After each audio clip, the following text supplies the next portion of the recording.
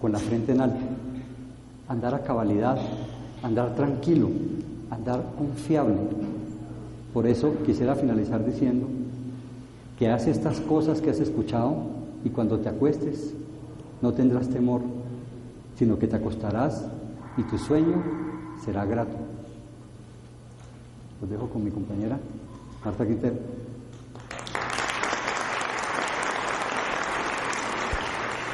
Bueno, soy de la generación de los 60, no de la guayaba, un poquito más adulta que la guayaba, pero soy de una generación que nos tocó vivir con los flagelos de los antivalores, el secuestro, el narcotráfico, la consecución de dinero fácil. Esa fue realmente la generación que a mí me tocó vivir. Una generación donde encuentra uno que no es individual el problema, sino es de nuestro colectivo social. Y efectivamente fue un tema que lo tuve de frente una vez terminé mi carrera. Estaba todavía chiquita profesionalmente cuando ingresé a trabajar a la Procuraduría General de la Nación y específicamente a una dependencia disciplinaria, donde teníamos que conocer todo lo que hemos llamado, entre comillas, corrupción y deshonestidad, valores que son abstractos, ¿cierto? Porque nosotros siempre hablamos de la deshonestidad, nosotros nunca nos preguntamos qué tan honestos somos nosotros, sino que siempre hacemos juicios de valor respecto a la otra persona. Ese es deshonesto, aquel es deshonesto, mire lo que hizo, es deshonesto, pero es un valor tan abstracto que nunca nos paramos a cuestionárnoslo respecto de nosotros mismos. Pues yo no era ajena a eso. Y efectivamente, cada vez que yo entraba a mirar un expediente, contratación, presupuesto, derechos humanos, vigilancia administrativa, yo decía, ¿qué es esto?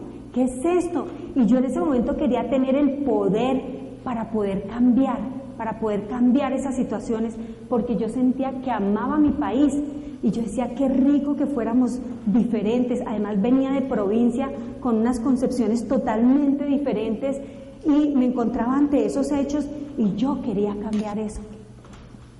Pasaron muchos años creyendo que la solución estaba en imponer sanciones, que la solución estaba allí, y me prometí a mí misma trabajar en derecho, que cada tema que yo tocara lo hiciera en derecho y lo hiciera con honestidad, valor del que todavía no conocía mucho, pero que era una concepción grande. Y efectivamente así lo hice, porque creía y confiaba en que si todos éramos honestos podíamos llegar a cambiar nuestro país. En ese trasegar en la Procuraduría tuve la oportunidad de irme a estudiar Gerencia Pública para el Desarrollo Social en Alcalá de Henares, España. Y fuimos 50 latinoamericanos, México, Venezuela, Perú, Ecuador, Bolivia. Allí nos reunimos un conglomerado de latinoamericanos. ¿Y qué encontré? Que a los que más nos señalaban eran los colombianos. Y yo decía, esto no puede ser. Yo me llenaba de argumentos, llevaba una carga argumentativa para querer defender a mi país. Y a veces me quedaba corta, no podía defenderlo. ¿Por qué? Entendimos que era todo el colectivo, que si bien no todos los colombianos éramos deshonestos, ese valor abstracto que casi nadie puede definir, era el colectivo, no decían X o Y o Z, sino es el colectivo social el que es deshonesto. Y eso en mi corazón generaba un impacto de tristeza, porque yo decía, qué pesar que nuestros colombianos nos tengan así fuera del país.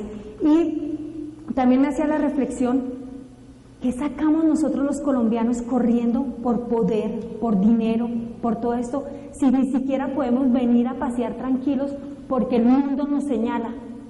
Pero también yo sabía, yo conocía gente, también tuve la oportunidad cuando cogí esos expedientes en decir, aquí no hay nada, aquí hay que absolver porque no hay nada.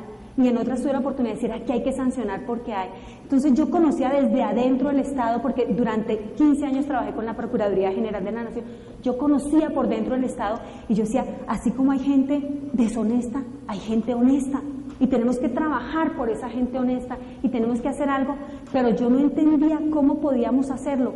Yo conocía por dentro el Estado y sabía lo que pasaba ahí, y yo sabía que el Estado no solamente era todo eso, sino que las entidades se preocupaban por capacitar a su gente, por llevarles conferencias sobre valores, pero no pasaba nada. Eran conferencias que en el momento era algo emocionante, pero no pasaba nada. Pero yo me creía absolutamente honesta, pero tampoco había hecho una retrospección de mi vida, porque normalmente nosotros hacemos eso. Para nosotros es fácil decir, ese es deshonesto, ese no es honesto, es hacer juicios de valor, pero nunca hacemos un juicio de valor hacia adentro de nosotros.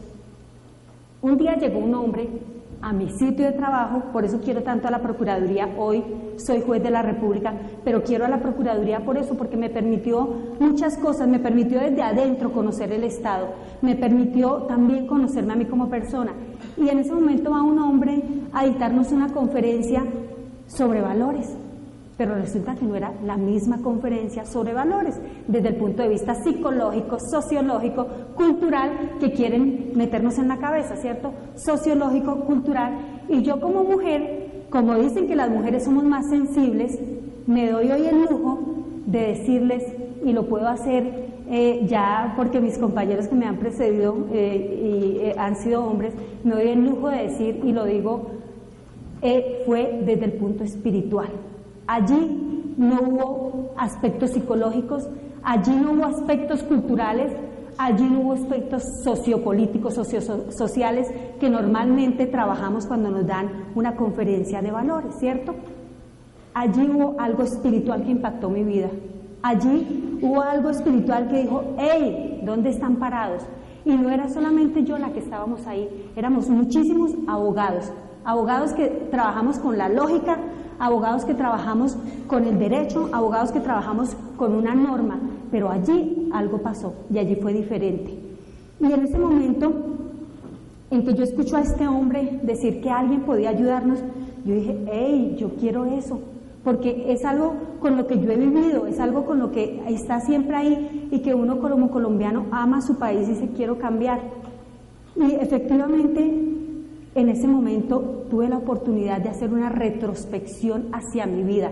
Ya no era Marta juzgando quién había cometido una falta o quién no la había cometido o quién había actuado bajo condiciones o bajo eximientes de responsabilidad o sin eximientes de responsabilidad. Ahí era Marta mirando su propia vida. ¿Qué había hecho? ¿Qué tan honesta era yo? Realmente yo me había preocupado por ser honesta en mi trabajo, por adecuar las normas de manera correcta, por hacer un análisis probatorio que me sustentara una decisión. Pero mi vida, ¿qué? Y ahí me di cuenta de una cosa, yo era honesta, pero en el trabajo. ¿Y qué pasaba con las demás áreas de mi vida? ¿Qué pasaba con mi área de compañeros, con mis compañeros, con mi esposo mismo, con mis familiares, con mis deberes como ciudadana? Con esa honestidad frente a la sociedad, que no tenía nadie por qué estármela diciendo, sino que yo la debía tener. Y encontré que no era honesta con mi familia, que no era honesta en las cosas pequeñas, y entendí que la honestidad es total, o se es honesto o no se es honesta. Yo tenía el concepto de que era honesta porque simplemente hacía bien mi trabajo, pero las otras áreas de mi vida, que ahí me cuestioné muchísimo. Ahí entendí que había sido